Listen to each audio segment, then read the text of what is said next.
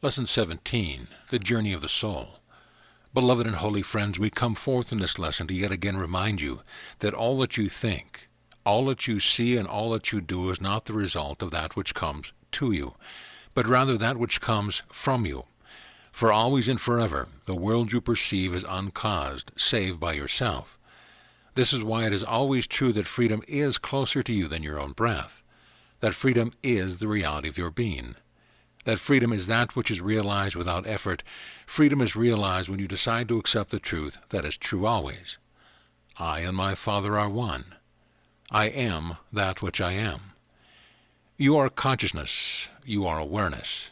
You are that which witnesses, that which experiences, that which pays homage to the one thing that God has created, Christ, which means the anointed.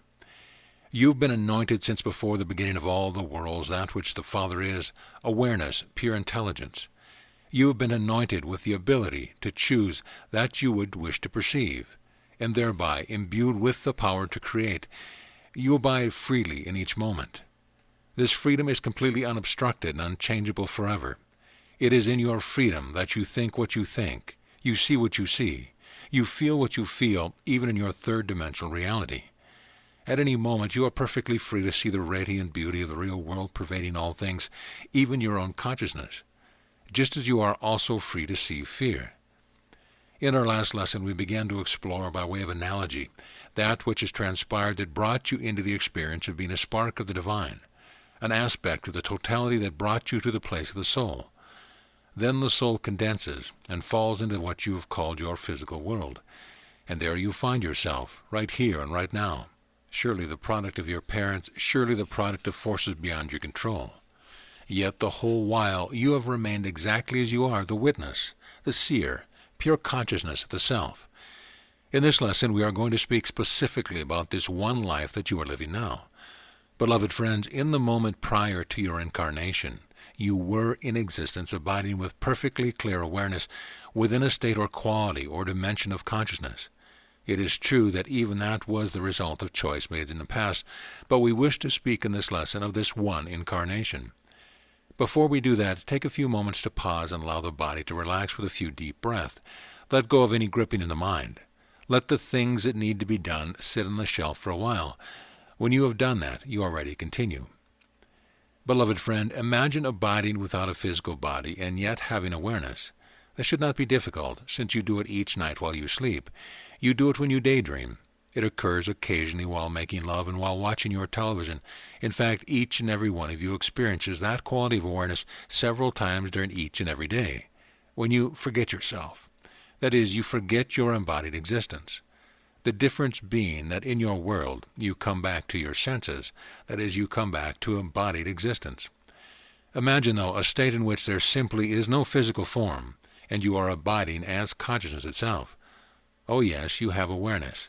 Oh yes, you have form, but that form of energy has not condensed into the third dimension. You have friends, that is, you have other consciousness with which you are in perfect communication. Many of you that are reading this lesson are sufficiently evolved to have come into this life of yours now, from a state of consciousness that is quite peaceful, quite joyous. Communication with those which we would call friends is unbroken. It is consistent, it is respectful, it is loving, it is free. As you relax and read this simple description, what color or colors begin to come to mind? Notice them. Pay attention to them. What images seem to fleetingly flow through the mind? Notice them. Pay a moment's attention to them. For remember an ancient truth we once gave you. You cannot imagine that which you have not experienced, for imagination is the picturing in the conscious mind. That picturing must come forth from something. Mind as you know it can only picture what is or has been. It can find ways at times to bring it back into the third-dimensional experience, but that does not mean that it is new. As you were abiding in that state before coming into this incarnation, you were in relationships. Most of you were multidimensionally aware, that is, while you had a predominant color or level of energy, you were aware that you were surrounded at all times by other dimensions. Many of you communicated multidimensionally, both with that of a higher frequency as well as that of a lower frequency. Many of you communicated with beings who were incarnated within the third-dimensional realm. Then there was a moment for each and every one of you when the decision was made within your consciousness, within your mind, that conditions were appropriate for you to again incarnate. There are many, many factors that attract the soul to yet another condensed into physical form, but the chief among these is the perception and thought that there is yet something left undone. There is yet some lesson you cannot be realized save within the physical domain. There is indeed a purpose that you, as a soul, would yet wish to fulfill. It is very true that some of you have incarnated because you felt compassion. That is, you looked upon the third-dimensional realm and saw its suffering and yearned to bring light to this dimension in which you now find yourself. Yet even this stems forth from the reason or the perception that you must do something to correct what is occurring. That is a perception that many of you are aware still run you. As you look upon the world, as you look out upon your brothers and sisters, there is this compulsion, this need to get involved, to fix. There is a belief in many of you that if you take no action, that somehow you are belittled. Your sense of identity, your sense of being, is caught up with looking out upon the world, judging what is right and wrong, holding opinions about what ought to be done, and then often trying to persuade others to do it your way. So there you are. You are spirit, and yet you are soul. You are having a relational experience, and you are perfectly aware.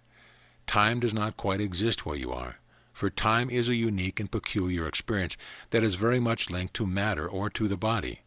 You abide in a timeless state. As you look upon the conditions, you are also aware of your connection with souls that you have known before that are currently incarnated upon the physical plane. You are aware of, you can sense the quality of a resonance of their consciousness with yours, that is, with the lessons you are longing to learn. A decision is made in your mind, not forced upon you whatsoever. In fact, we will share with you that the decision to incarnate need not have ever been made. That is, you are not compelled by some force outside of yourself to come into this dimension. Does that mean that you have made a mistake? No, not at all. There can be no mistakes in all of creation. Coming into body. As you begin to descend, which means to bring your attention or to slow your vibration of consciousness down as you begin to incarnate, you did not so much go anywhere as merely, shall we say, turn your thermostat down, so that the quality of your consciousness, your essence, your soul, begin to vibrate at a frequency that resonated with the third-dimensional plane. Your attention, your focus, your desire began more and more to be focused on one unique, particular set of circumstance. These circumstances are the web of relationships created by the parents and created by the cultural milieu in which they live. That quality of consciousness, that field of energy, is like a spinning vortex within a larger spinning vortex called the world. From your place of perception as you begin to descend, the world is not solid at all. It is just another dimension of vibration with its own peculiar parameters. So you, as soul, you as individuated consciousness, began to descend into incarnation. This cannot occur before the moment of conception in your mother's womb. Usually it is at that point of conception when you, as a soul, become involved in the very act by which conception occurs, and a new form of life begins to develop within the womb. In that moment there is a flash, what you might call a quantum leap, and your attention becomes almost entirely fixated on, identified with, that particular quality of energy that is the new birthing of a physical form. You have come into body. Coming into body simply means that you have fixated your attention away from all other dimensions and have taken on the unique, particular, and sometimes very peculiar parameters involved in that physical form. What is that physical form made of? Inert matter? Hardly. It is itself a web of relationships created by the particular vibrational pattern of the mother and the father. Therefore, as you come into this world, the very first relationship that you have are with the mother and father, and you know and feel them intimately. For you are now identified with a growing physical form that is itself growing out of, like a wave coming out of a particular ocean, the matrix of energies that make up the mother and the father. Here is also where your struggle begins. Your struggle to create yourself in the world. Your struggle begins to find yourself. For the majority of you, this process whereby attention is shifted from a different state of consciousness into the physical dimension, this flash, this quantum leap, this shifting of attention was so dramatic and required such a shock that you began to forget your connection to spirit. You began to forget your realization that you are soul, pure consciousness. You began to lose awareness of your freedom. You could call it becoming unconscious or falling asleep. Imprinting in the womb. The very first universe that you experience within the physical dimension is the experience, or the universe, of the womb. Here you are in constant communication with all that is passing through the energy field of the mother. This does not mean just the pot pie she had for dinner or the cup of coffee she had in the morning that made your heart race. It is also the quality of air that she breathed. But more important than all of this is the quality of emotional energy that makes up the particular matrix she is experiencing in her own universe. For these things immediately affect the hormonal balance, the flow of chemicals through the physiological system, and at this point, you are very much part of that physiological system. Therefore, you begin to feel and experience the psychic field of the mother. You are also aware of the psychic field of the father and of any other immediate family members. You are also aware of the energies, any particular dominant energies that are going on within the social structure. Remember we talked before about webs of relationship. You are a field of energy within a field of energy within a field of energy within a field of energy, even in your third-dimensional realm. Many have used the word imprint to describe this initial state in which you become identified with the physiological form emerging out of the field of energy that is the particular matrix of the mixture of energies of the mother and father. This is where you start. Again, you have done so in order to bring forth certain lessons. You have done this because of the certain patterns held within the consciousness before you turned your attention to this dimension. For the vast majority of you reading this lesson, that descension, that quantum leap from the realm of pure spirit, from a different vibrational state into the vibrational state of the third dimension was a shock, so much so that your awareness forgot yourself as pure spirit. Now, if the shock at conception is not sufficient, it could happen at any time during being in the womb. If there is any kind of trauma for the mother, if there is a physiological imbalance, if the breathing experience is difficult, if there is any problem with the flow of nutrients to the body, if the mother is under an even occasional acute emotional stress, then you will make an attempt to pull back away from the body in an attempt to rediscover the realm of spirit. When you do this, the body of the fetus goes numb. That is, life force is withdrawn from it. As it grows, the nervous system adapts to the level of the life force that is flowing through it, and that is what comes from you and not from another. So that during this period of 9 months, you are in a particular universe where you are having physical experience, not unlike one who is 60 years old in the physical dimension. You are experiencing the sensory realm of third dimensionality, and you are already being deeply influenced by psychic patterns not your own. The journey of awakening begins. Therefore, the journey of awakening requires, from the moment of birth on, the development of certain motor skills, certain verbal skills, certain social skills, so that hopefully, if you are very lucky, by the time you are about 20 or 21 years of age, you are ready to start finding out who you are. It is very, very rare for an individual, especially in our cultural time frame, to emerge at the age of 10 or 12 or 14 or 17 with a deep sense of themselves apart from the parents, the family, or culture.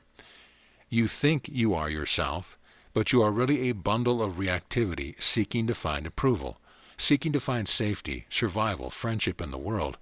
That is, you are already caught up in the perception that what you experience is coming to you from the outside, and that you must therefore seek to adapt yourself to it.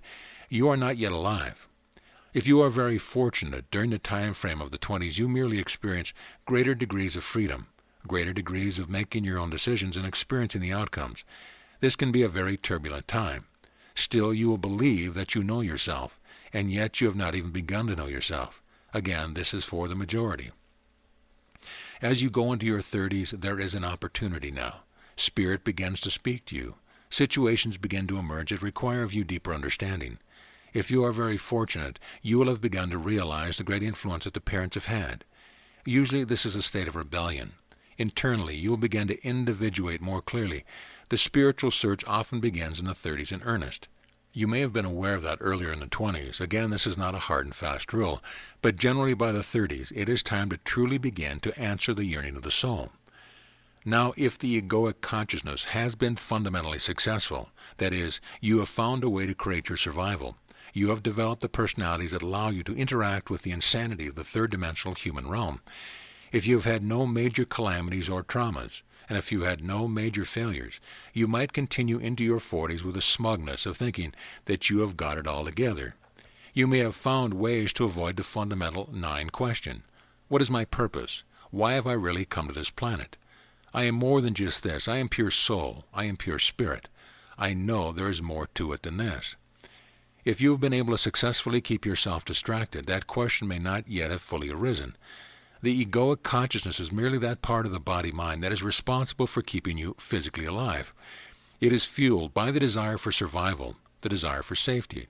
It wishes to create a certain set of order around you, because through order it can anticipate what will be required to keep the physiological organism functioning. Now what occurs is that somewhere along the line, usually very early in life, you begin to identify with the egoic mind and include your psychic state, your mental perception. The ideas that you begin to learn about the world begin to be unfolded in the physiological individual, which is really the home of the ego. The body is the home of the ego, the body-mind, including the brain structure, and the higher dimensions of functionality of the body, which is all the brain is. Just a higher level of organizational principle and characteristics to do what? To help the body function. So a further step of forgetting who you are occurs when you begin to sense yourself as identified with the particular perceptions, the particular belief structures that are floating around in the higher mind of the body itself. You have forgotten the soul. You have forgotten spirit. You have become identified as an American, as an Afro-American, as a Caucasian, as a boy, a girl, a fan of some sports team, as a lover of ice cream. You begin to take on and create what are called principles, never realizing that the principles often are merely the product or the outcome of your social learning from the time you were in the womb and from the time you were conditioned by the schooling of your culture.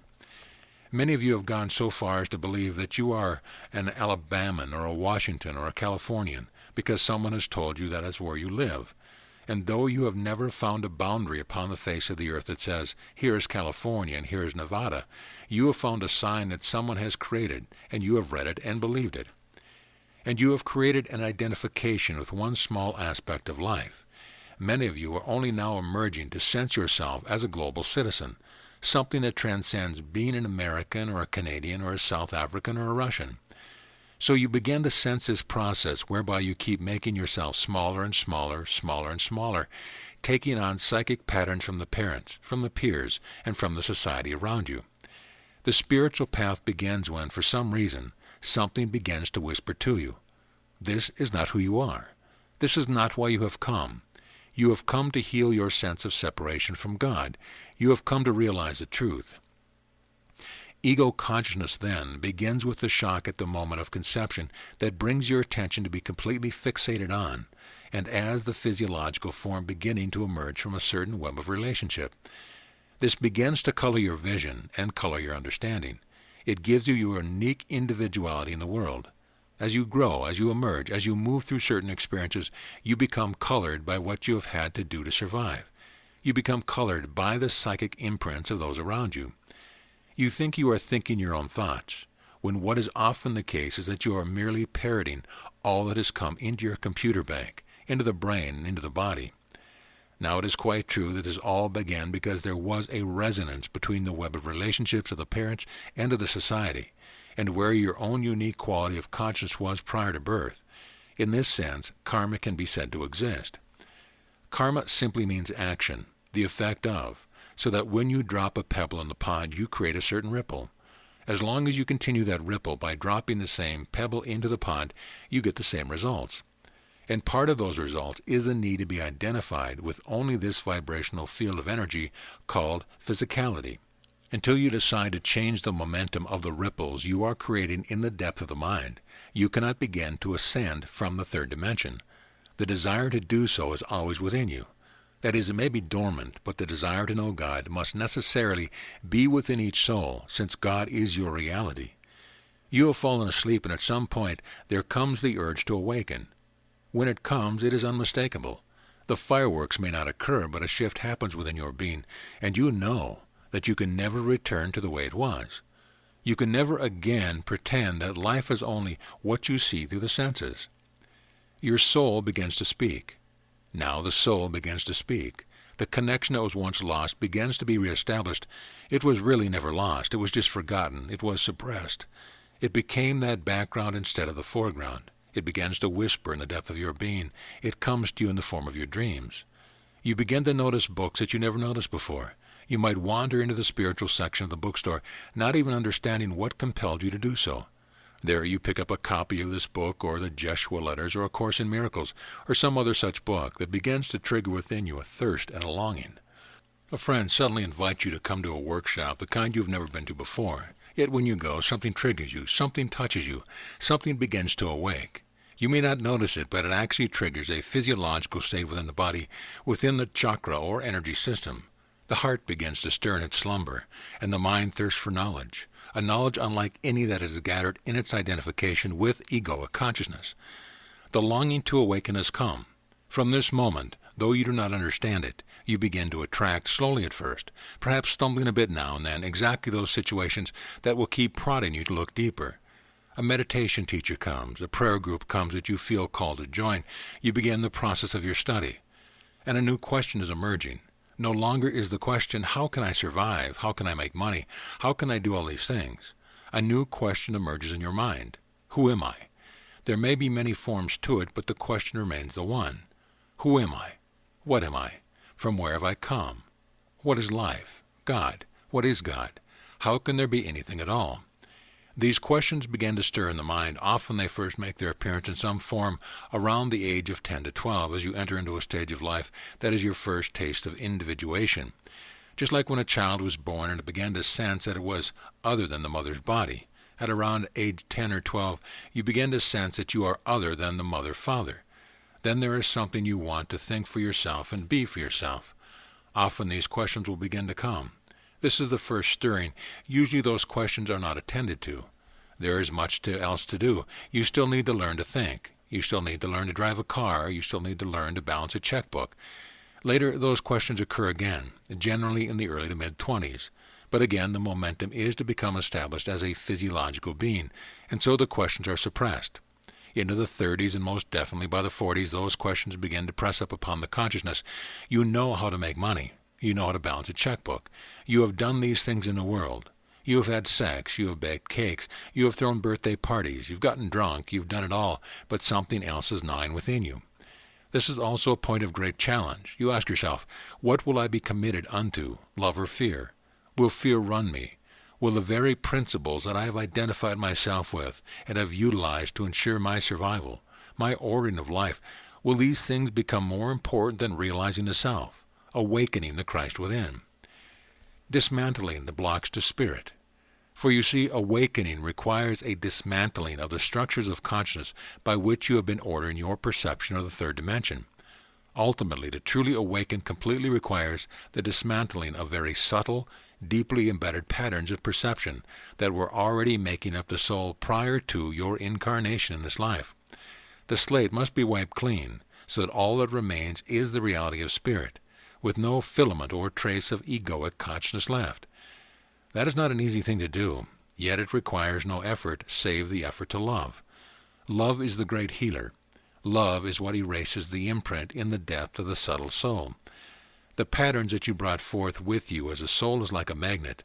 That is, they attract energy states in the physical dimension experience that are resonant with those patterns. Often when you say, fall in love, it is just that you have come into contact with another field of energy that happens to fit, hand in glove, with the very pattern of consciousness that you carry in the depth of your being. Old memories of other incarnations are triggered when you visit a certain physical location, and the emotion feels so good and warm in your heart you think, surely this is where I must live on the planet. This is with whom I must spend my life. Yet all of the emerging is a result of your karma, that is, the pattern and the effects that have come from these patterns. Awakening does require vigilance. Awakening requires that rather than merely going with the reaction of the third-dimensional being, you begin to question, you begin to observe, you begin to feel, you begin to think more deeply. You begin to engage yourself in some form of spiritual practice, whether it be meditation or prayer or something else. All of these things are modalities which interrupt the momentum of being caught up in the third-dimensional experience. You interrupt the pattern of being caught up in the world long enough to sit quietly for half an hour, or to chant, or to walk. You do something in a different way. You are beginning to turn the momentum of the mind back upon itself. You are beginning to become self-observant rather than world-observant. Now, for all of you that would like to quicken and hasten the process, the answer is very simple. Spend more time becoming self-observant. less time being concerned with what is going on in the world, and no time blaming the world for your state of being. Not parents, not society, not God, but owning. Assuming complete responsibility and power. Here is an important word that we will share with you. You have heard it many times before. But when you truly reach the point of assuming 100% responsibility for what you think, what you feel, what you see, and what you experience, this creates a quantum leap in the other direction. It creates a quantum leap toward self-observation, toward the freedom that you are seeking, toward the healing of the soul, toward the realization of your purpose, toward awakening. Without it, the spiritual journey never quite gets off the ground, literally. You never quite ascend, and you cannot ascend without the assumption of complete responsibility. You must extricate yourself from the psychic enmeshment with other webs of relationship in the sense that you have come to perceive that they are causing your decisions. In other words, you must assume power. You are well aware of those in your third-dimensional reality who assume power. You sometimes love them or loathe them, but they are powerful. Can you assume the same power in your own life? Can you come to look at your beloved, if you are in a relationship, and say, you know something, this being is not causing how I feel. This being can never fulfill me. This being has nothing that I can extricate from them in order to fill up my sense of lack. I am alone in my journey to God. For I abide alone in God. That is, I am an individuated spark of divinity. It is within me. The kingdom of heaven is within me. What I am seeking is within me. What fulfills me must come forth from within. This is why once I said, if you do not bring forth what is within you will destroy you. If you bring forth what is within you will save you. If you do not bring forth what is within you, and what is within you is love, is Christ, you will feel burdened and unfulfilled. Usually most human beings go through their entire life with a sense of unfulfillment, lamenting what the world has done to them, lamenting a decision and choices they have made in the past. They've become burdened by what is on the outside, along with what is in the past, and eventually the body dies, the spirit withers on the vine. At death, another quantum leap occurs that is shocking as they discover themselves to be popped back into another vibrational state that often triggers great fear. Very few beings upon your human plane have entered death consciously. It is indeed time, even for those of you that are reading this lesson, to simply make a decision. I will enter into the transition called death with deliberate consciousness. I will make sure by beginning now that I carry no resentment, that I have forgiven everyone of everything, and as the body does enter that state, I will release the world and require nothing of it. I will not long to run off into freedom, but I will experience death consciously. I will notice the subtle energy changes as I flip from this dimension into another at the speed of light. Beloved friends, come to understand at this stage of our journey together the true immensity of who you are and what you are. Understand that you are not so much dealing with things in the world as you are dealing with patterns of energy that reflect in some way what is already occurring in your consciousness. If you are experiencing things in the third-dimensional plane, it can mean only that you have chosen to vibrate at a certain frequency. Or otherwise, you could not have had the experience. You could not have the experience of running into a wall with your body unless you are vibrating at the same rate at the wall. Is it possible to change the vibrational frequency of the physical body? Listen very carefully. I am going to say something rather unique. No, it is only possible to change the vibrational frequency of your consciousness out of which the body has emerged. Turning inward. This requires a turning about into the seat of the soul, a changing of the momentum of consciousness, not outward but inward. Not as an escape from the world. It is not something you have to do all day every day, but you spend time in prayer and meditation. You spend time in forgiveness. You spend time breathing and relaxing. You begin to allow changes to occur in the choices you are making, so that they come more into alignment with your growing understanding of yourself as a creator, as a soul. You begin to change your environment. You paint the color of the walls of your bedroom a different color, that which brings a sense of pleasantness to you.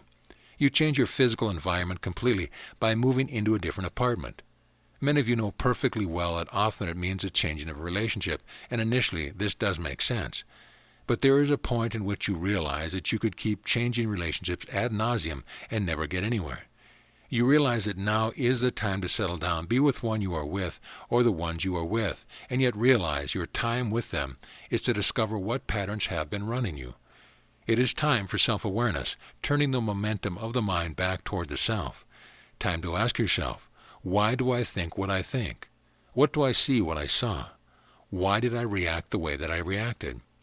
Eventually the soul that is truly committed to awakening does not flee uncomfortable situations until it believes it has fully extracted all the wisdom that it can. There is a way of knowing when that occurs, and we'll get to that later. In short, when there is just a quiet sense of peace, and you can look upon the players in the experience you have just had with perfect equanimity, and see them as perfectly innocent, and you detect that there is nothing in the body that is not at peace, the heart is not racing, the shoulders are not tight, you truly understand you are not in fear. Then it is time to move on. If there is reactivity in the mind because of anything that emerges in your relationship with your brothers or sisters, rest assured, the lesson is not complete. If your principles have been violated, rest assured, there is much to be learned. Remember always that all events are neutral. In large measure, the process of awakening is a process whereby you dissolve the value you have placed upon certain ideas and perceptions of what life is and what life is for. Yes, there are times when you will be troubled as you come to realize that what you thought the world was for and everything you have been putting your energy into means nothing. Often this precipitates a period of what has been called by certain mystics the dark night of the soul. It is really not the dark night of the soul. It is the dark night of the ego and the healing of the soul. The way of transformation requires utmost personal responsibility, utmost personal dedication. No one can do it for you, and the patterns you feel weighed down by, the fears that you are yet within the mind, will remain with you for all eternity until you decide to heal them. From that desire, you will attract the situations, the teachers, the books, and the experience that provide for you the opportunity to do so. There is an acceleration of the healing process only when you completely release any valuation of victimhood. That is the belief that somehow, in some way, somehow or something has done something to me. Now that is a simple thought to hear, and one can nod their head. It is another thing to look honestly upon the reaction in life to make sure that you are not at any time perceiving yourself as a victim. The practice of extending love can often teach you that this is so. When you take a situation that pushes your button and you decide to not flee, but stay, this teaches you the truth of your reality. This is why the practice of forgiveness is so extraordinarily valuable. In fact, you could say that. Ultimately, the practice of forgiveness is the whole of spirituality. Why? Because forgiveness means to let the world off the hook, to step out of any sense of victim consciousness, and then even beyond that, to forgive oneself for the perception they have made in error, perception of one's brothers and sisters, of the world and of God. Ultimately, forgiveness is forgiveness of oneself for ever allowing delusion to settle into one's own mind, whereby one perceived oneself as separate from God, separate from brothers and sisters, capable of being victimized. Forgiveness, when completed, is the establishment of love. Beloved friends, look well then to see. Where am I perceiving myself as a victim of the world I see? Am I feeling constrained in my relationship? Do I resent my spouse? The spouse is not holding you where you are. That one does not have the power to take from you your ability to look with love upon her or him. Is it your job you hate? No one forces you to drive your car upon the freeway to arrive at the place of employment. No one. And you reply, "Oh, but I must survive." Then you have made yourself a victim of the perception of the need to survive. Any one of you at any time is perfectly free to drop the valuation you have placed upon the world. I was once criticized by dropping the valuation that my particular society had sought to implant within me, the valuation that said that a son should follow in the footsteps of the father, that if the father is a carpenter, then you have got to take over the family business. I said I must be about my Father's business, and I spoke, of course, of my Heavenly Father. I had to know the truth of who I was, and my purpose was to awaken Christ. I broke the tradition, the rules of the family structure within that community, within that time frame. Like many of you, I was a bit of a rebel, and where other children were conforming to the pressure of society, I went off to study with the rabbis and the teachers, to sit in a desert at night, often not to return. Even at the age of 12, I separated myself from my parents at the time of a great festival, and went to hang out in my father's house and talk with the spiritual leaders. Are you willing to break with the conventions of the world in which you live? This can be as simple as, instead of gathering with friends to watch movies on a Saturday night, you say, "No, I'm going to go into my closet and light the candle and pray for 6 hours." And when they look at you with their eyebrows raised, you simply smile. In what ways are you conforming to the views others hold of you and their need to have you to be a certain way? Do you show up at an aunt's birthday party just because the family says that you always should, yet in your heart you have no desire to? The willingness to trust and follow your heart, not the reactive ego that is often interpreted to be the heart, but the heart that longs to know God. This is a telltale sign of whether or not one is achieving maturity. Beloved friends, look well into this way of transformation, for you must discover any corner of the mind that is yet holding out the view that life is something which happens to you, and there is something you are helpless to change. The position of being a victim is a position of loss of power, and Christ is not about loss of power. Ultimately, it is not so much about going anywhere, as much as it is about abiding within, realizing that this world is unreal, this world is harmless, and in any situation it is you with all power under heaven and earth to teach only love. But that requires that you let the world off the hook, that no one and no thing is any longer responsible for your joy, your happiness, and your peace, for you have established your unity with Spirit, with God. You have realized the self, and you look out with equanimity upon a neutral world. And as this physical universe fades from view for the first time, within you will be no compulsion to avoid or to enter it, for you will be free, free even as you walk this earth. The body moves, the soul does not. The mind thinks, but the depth of the mind is as still as the ocean. You live, yet not you, for Christ dwells in you. And wherever you go, the presence of peace enters the room before you. You are awake, you are free, all because once you made a decision to give up victimhood, and to assume responsibility for learning how, in all situation, to be only the presence of love. Turn back, then, toward your creation. If there is anything uncomfortable about your past, turn back to it, examine it, feel it. Look at all the patterns that made it come up. Look at the choices you have made that perhaps now you are embarrassed about. But look not upon them with judgment, look with curiosity. Learn to look with wonder and the innocence of a child. Well, that was an interesting decision I made when I was 12 to steal my neighbor's bicycle. I remember how I ended up in juvenile hall. What was going on just before I made the decision? What pattern was running me? Oh my goodness, I was looking to get attention from my dad. Wow, so the need for approval was running me. How fascinating. How is that pattern running me now? Is there any trace of it left, or still needing approval of another? I say this unto you, every moment of experience you've ever had is available for you. Right down to the moment of conception, right down to that quantum leap that you took from a certain vibrational frequency into this physical domain. Self-awareness is everything, for it is the self that you must long to realize. Beloved friends, we love you, but we cannot make your journey for you. We can only walk with you on the way that you choose. You can utilize your relationship with Shanti Christo to fully awaken. Or you can come close and then decide it is uncomfortable and run away again. You will only run to another structure or form of energy, a web of relationship that forces you to stay with what is uncomfortable in order to learn, in order to grow, in order to heal, in order to love. Not as a cursory, oh well, yes, I love you, but something done, whole bodily, in which there is no longer any reactivity filtering through the nervous system of the body-brain. For the ultimate state of consciousness is not an aversion of this world, but the embracing of this world. There is no greater sense of freedom than to be able to abide where you are as one who is free. Be therefore at peace this day, beloved friends. Be therefore at peace always. Amen.